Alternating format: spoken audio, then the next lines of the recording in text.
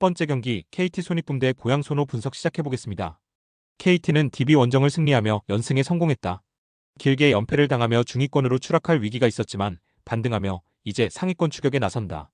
DB전에서는 20점 가깝게 앞서던 경기에서 후반 상대에게 추격을 허용했지만 역전을 당하진 않았다.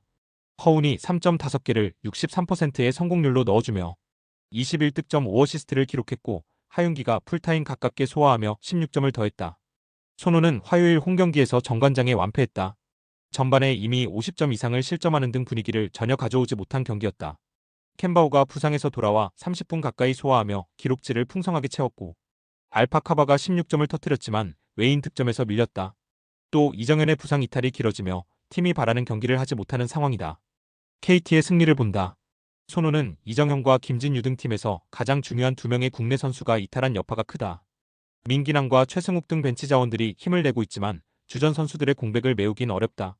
하윤기와 허운 등 최고 레벨의 국내 선수들이 폼 회복을 했고 해먼즈와 로메로의 외인 로테이션도 원활할 KT가 승리할 것이다.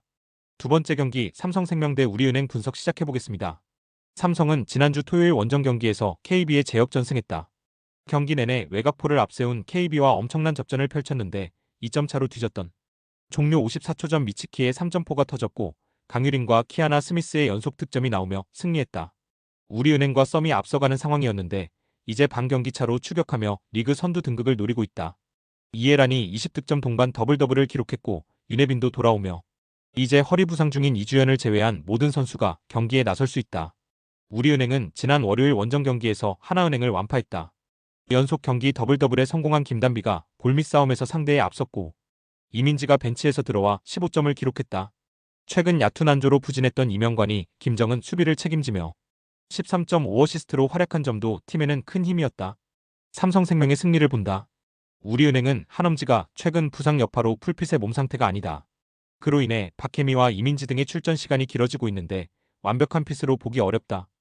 윤혜빈이 15분 정도를 소화하며 로테이션을 더 안정적으로 가져갈 수 있고 이해란과 배예윤이 김단비의 페인트존 침투를 저지할 삼성생명이 승리할 것이다. 세 번째 경기 KB손해보험 대 한국전력 분석 시작해보겠습니다. KB는 직전 경기에서 우리카드를 완파하며 3위를 굳게 지켰다. 아직 완벽한 몸 상태로 뛰기 어려운 황태기를 기용하지 않았지만 2연승 세터가 좋은 볼 배급으로 주전 세터의 공백을 메웠고 비에나와 나경복이 공격을 이끌었다. 서브로 상대 리시브 라인을 흔든 야쿠분 스테이플스가 해주지 못하던 파이팅으로 삼각편대의 한 축을 맡아주고 있다. 엔트리에 들어와 컨디션을 점검 중인 황태기는 이번 홈경기에 돌아올 것으로 보인다. 한전은 설 연휴에 펼쳐진 원정 경기에서 삼성화재에 패했다. 한 세트도 따내지 못한 셔사웃 패배였는데 서브 득점에서 밀리지 않았지만 공격 성공률이 너무 떨어졌다. 마테우스가 다시 부상을 당하며 빠졌기에 윤하중과 구교혁 등 젊은 선수들이 공격에 나섰는데 상대의 블로킹 벽에 고전했다. KB의 승리를 본다. 컨디션 예열을 한 황태기가 이 경기에는 세트 중후반에라도 나와 팀을 조율할 수 있기에 안정적인 세터 운영이 예상된다. 또 외인 아포짓이 없는 한정과 달리 리그 최고의 아포짓 중 한 명인 비에나가 착실하게 득점에 나설 수 있다. 나경복의 컨디션도 올라온 KB가 승리하고 연승에 성공할 것이다. 네 번째 경기 페퍼저축은행 대 IBK기업은행 분석 시작해보겠습니다. 페퍼는 직전 원정 경기에서 정관장에 패하며 연패를 끌어내지 못했다. 1세트 테일러와 박정하 등의 득점이 나오며 선전했지만 2세트 이후 리버스 스위패를 당했다.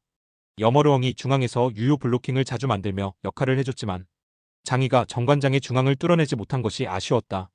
때문에 할만한 기업은행 상대로 홈에서 전력을 다해 연패를 끊어내야 한다. 기업은행은 지난 화요일 원정 경기에서 도로공사에 완패했다.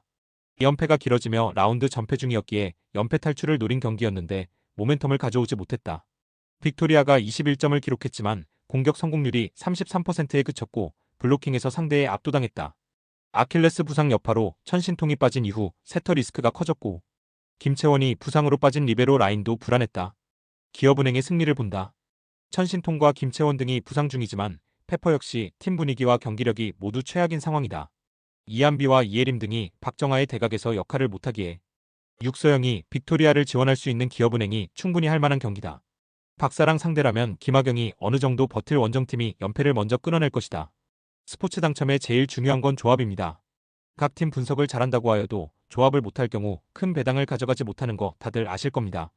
그리고 유튜브에 조합을 올려드릴 수 있지만 좀 더 자세한 정보들과 배당 흐름 및 각종 이슈 등 경기 전까지 어떻게 될지 모르니 조합을 빠르게 유튜브에 올려드릴 수 없는 점 양해 부탁드립니다. 조합 신청은 아래 고정 댓글 링크로 조합 신청 말 걸어주세요.